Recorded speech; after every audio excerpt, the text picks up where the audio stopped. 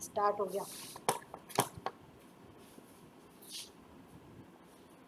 Dear students, अपन ratio analysis में short term solvency ratio कर रहे थे। शॉर्ट टर्म सॉल्वेंसी रेशियो में अपने 3 रेशियो शामिल किए जाते हैं। First is current ratio, second is liquid ratio and third is absolute liquidity ratio. Current ratio हमें ये बताता है कि करंट असेट्स और करंट लायबिलिटीज में क्या रिलेशनशिप है। करंट रेशियो ज्ञात करने के लिए हम current assets upon current liabilities करते हैं। दूसरा रेशियो होता है अपना लिक्विड रेशियो, जिसे अपन एसिड टेस्ट रेशियो और क्विक रेशियो भी कहते हैं। लिक्विड रेशियो हमें ये बताता है कि त्वरित संपत्ति और चालू दायित्वों के मध्य संबंध को स्थापित करता है। यह रेशियो यह जानने के लिए ज्ञात किया जाता है कि यदि संस्था को अपने चालू दायित्वों का तुरंत अथवा निकट भविष्य में बहुत शीघ्र भुगतान करना पड़े तो क्या ये भुगतान किया जा सकता है या नहीं किया जा सकता। यदि हमें इसको कैलकुलेट करने के लिए फॉर्मूला बनाना पड़े तो हमारा फॉर्मूला होगा quick ratio is equals to quick assets upon current liabilities. Quick assets के लिए कुछ लोग इस तरह से भी लिखते हैं, current assets minus stock plus prepaid expenses. आप चाहे तो क्विक असेट्स लिखिए, चाहो तो आप फॉर्मूले को इस तरह से भी लिख सकते हो, current assets minus stock and prepaid expenses upon current liabilities. यदि हमें कोई बैलेंस शीट गिवन है और बैलेंस शीट में से हम ये चाहते हैं कि हम क्विक असेट्स ही अलग से कैलकुलेट करें, तो हम इसमें शामिल करेंगे cash, bank balance, debtors, bills receivable और short term investment. Short term investment को कई बार मार्केटेबल सिक्योरिटीज भी कहा जाता है, या फिर कई बार बैलेंस शीट में डेटर्स और बीआर अलग अलग आपको नहीं दे रखे होंगे, उसकी जगह एक वर्ड यूज करा जाएगा ट्रेड रिसीवेबल्स, तो आप उसको भी लेंगे और आपकी क्विक असेट्स होंगी cash, bank balance, trade receivables, short term investment और मार्केटेबल या फिर मार्केटेबल सिक्योरिटीज। अब इसका जो आइडियल रेशियो होता है वो हमारा होता है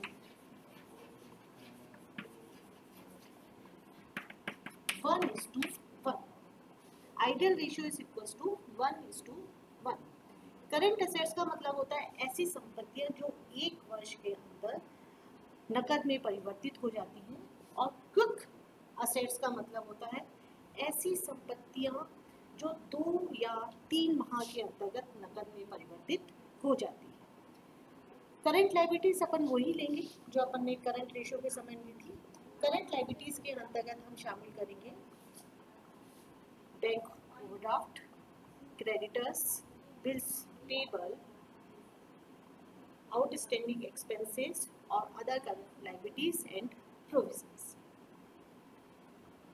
तीसरा हमारा रेशियो होता है absolute liquidity ratio. Absolute liquidity ratio जिसमें यदि हमें ये कहा जाए कि हमें अपने लायबिलिटीज को कल ही भुगतान करना पड़े तो क्या हम भुगतान कर सकते हैं या नहीं कर सकते।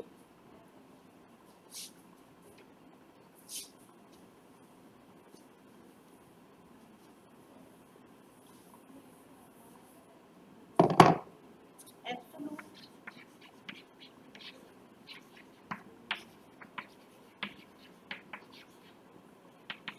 लिक्विडिटी रेशियो, कुछ लोग एब्सोल्यूट लिक्विडिटी रेशियो को super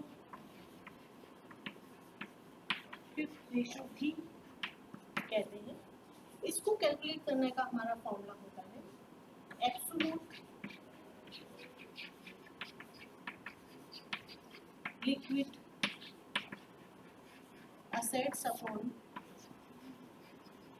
current liabilities. Absolute liquid assets is equal to current assets minus stock, prepaid expenses और trade receivables। आपने टोटल करंट असेट्स निकाल ली, टोटल करंट असेट्स में से स्टॉक को, प्रीपेड एक्सपेंसेस को और ट्रेड रिसीवेबल्स को घटा देंगे। करेंगे तो हमारे पास आ जाएगी absolute liquid assets. Absolute liquid ratio का मतलब होता है एब्सोल्यूट लिक्विड असेट्स और करंट लायबिलिटीज के मध्य संबंध को स्थापित कर। आप चाहें तो जब अपन कैलकुलेट करेंगे तो कैलकुलेट करते समय हम अलग अलग भी कैलकुलेट कर सकते हैं और एक साथ भी कैलकुलेट कर सकते हैं। करंट असेट्स में से स्टॉक को, प्रीपेड एक्सपेंसेस को, ट्रेड रिसीवर्स को इसलिए घटाया जाता है कि हम ये जानते हैं कि यदि हम आज अपने माल को बेचना चाहें तो ये पॉसिबल नहीं है कि आज ही बिक जाए माल या ये 10 दिन बाद बिकेगा। प्रीपेड एक्सपेंसेस का मतलब होता है ऐसे कर्जे जिनको हमने भविष्य के लिए चुका दिया है, तो यदि हम किसी को भी एडवांस रूप में पेमेंट कर देते हैं तो उससे हम वापस प्राप्त नहीं कर सकते।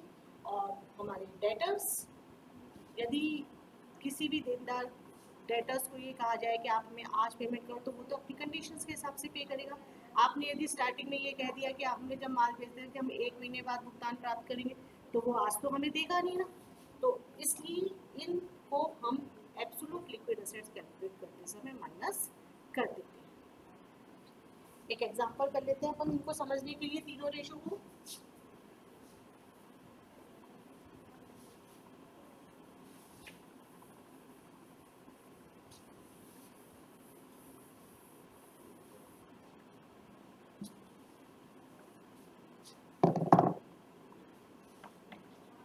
ये हमें एक बैलेंस शीट गिवन है। फिक्स्ड एसेट्स 50,000 की, करंट असेट्स में हमें दे रखा है कैश 10,000 का, बैंक बैलेंस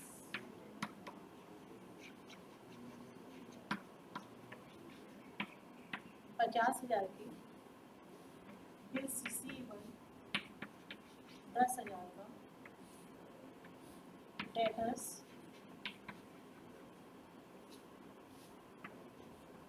70,000 के, स्टॉक 80,000।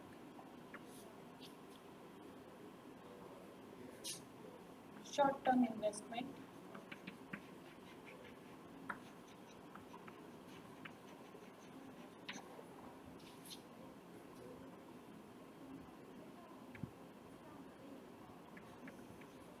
30,000।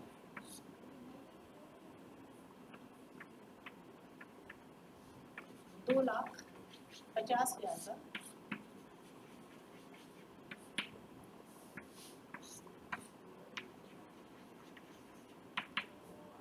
इक्विटी शेयर कैपिटल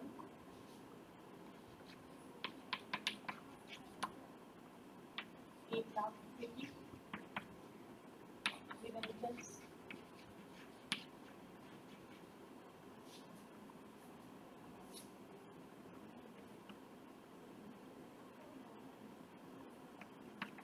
75,000 की, क्रेडिटर्स 15,000, बिल्स पेबल 30,000,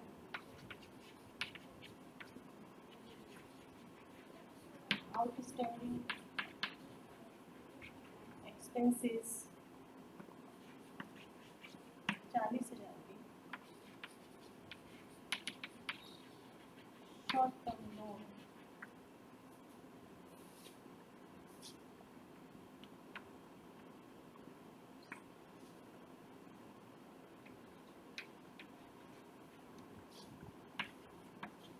40। ये एक आपको बैलेंस शीट दे रखी है। इसमें हमें सबसे पहले निकालना है करंट रेशियो। करंट रेशियो निकालने का हमारा फॉर्मूला होता है current assets upon current liabilities, current assets upon current liabilities. अब आप इसमें से सबसे पहले निकालेंगे अपन करंट असेट्स। इस क्वेश्चन में हम तो अपने को क्लियर पता चल रहा है, एक साइड फिक्स दे रखी है, दूसरी करंट का टोटल दे रखा है। आप चाहे तो अलग अलग लिख सकते हैं या ऐसे भी लिख सकते हैं cash, bank balance, plus bills receivable plus debtors plus stock plus short term investment upon current liabilities में हमारी creditors plus bills payable plus outstanding expenses plus short term loan. Cash है हमारा 10,000 रुपये का, बैंक बैलेंस 50,000 का, bills receivable 10,000, debtors 70,000 के और stock 80,000 plus market short term investment 30,000।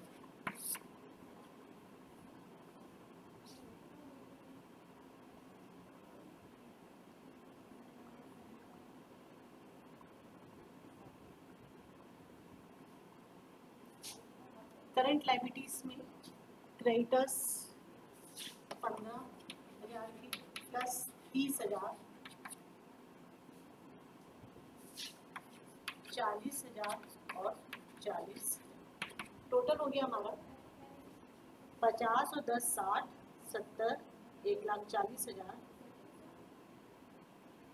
2,20,000 और 30,000 2,50,000 अपॉन करंट लायबिलिटीज हुई हमारी 1,25,000। रेशियो हुआ हमारा 2:1, डिवाइड करके देख लीजिए। आइडियल रेशियो चल रहा है हमारा करंट रेशियो को। दूसरा हमें रेशियो निकालना पड़ेगा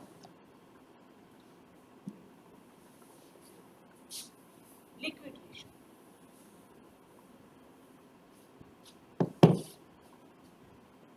या quick ratio.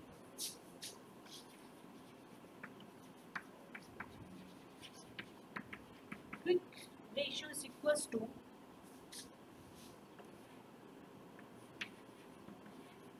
Quick assets upon current liabilities और current assets minus stock.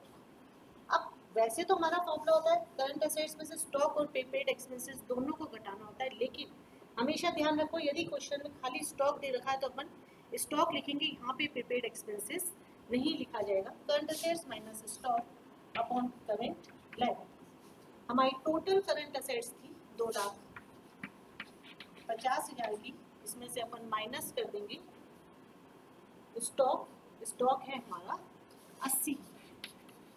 Current liabilities वही ली जाएगी जो अपन ने करंट रेशियो में ली थी 1,25,000 2,50,000 1,70,000 अपॉन 1,25,000 और हमारा रेशियो बचा 170 अपॉन 125। और इसको आगे भी सॉल्व कर सकते हैं।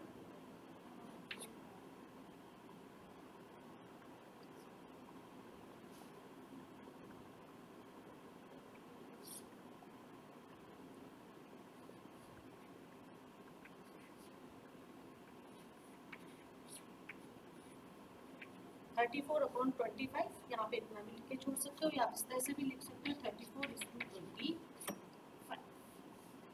अब तीसरा रेशियो होता है हमारा absolute liquidity ratio.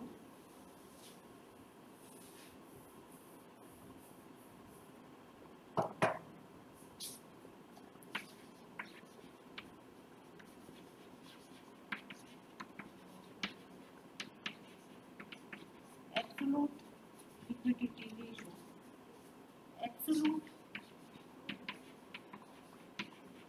liquid assets upon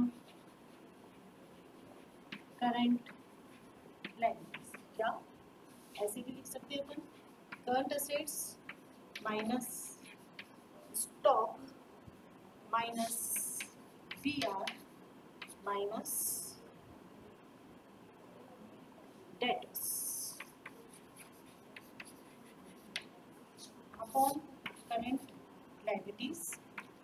current assets है हमारी total 2,50,000 minus stock 80,000 minus receivable 10,000 और माइनस डेटर्स 70,000। करंट लायबिलिटीज वही चलेंगे अपनी 1,25,000 और